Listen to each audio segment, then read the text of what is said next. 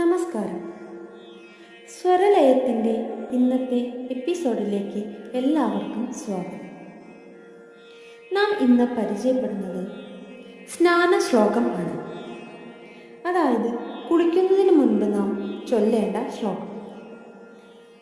നാം കുളിക്കുന്നതിന് മുൻപ് കിഴക്കോട്ട് തിരിഞ്ഞു നിന്ന് കയ്യിൽ ഒരു കുമ്പിൾ വെള്ളമെടുത്ത് ഈ ശ്ലോകം ചൊല്ലി ആ വെള്ളം തലയിൽ ഒഴിക്കുകയോ കുളിക്കാനുള്ള വെള്ളത്തിൽ ഒഴിക്കുകയോ ചെയ്യുക.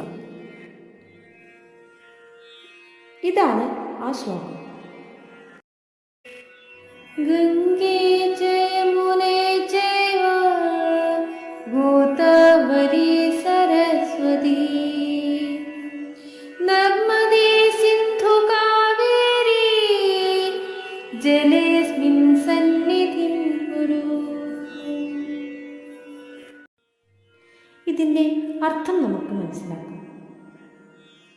സപ്തനദികളായ ഗംഗ, യമുന, ഗോദാവരി, സരസ്വതി, നർമ്മദ, സിന്ധു, കാവേരി എന്നിവയുടെ സാന്നിധ്യം ഞാൻ കുളിക്കുന്ന ജലത്തിൽ ഉണ്ടാകട്ടെ.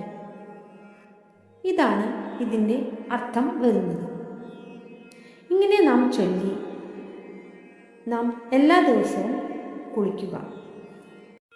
നിങ്ങളുടെ എല്ലാവരുടെയും സപ്പോർട്ട് ഉണ്ടാകുമെന്ന പ്രതീക്ഷയോടെ നിർത്തുന്നു. അടുത്ത പുതിയ വീഡിയോയുമായി വീണ്ടും കാണാം. ഒരിക്കൽ കൂടി നമസ്കാരം.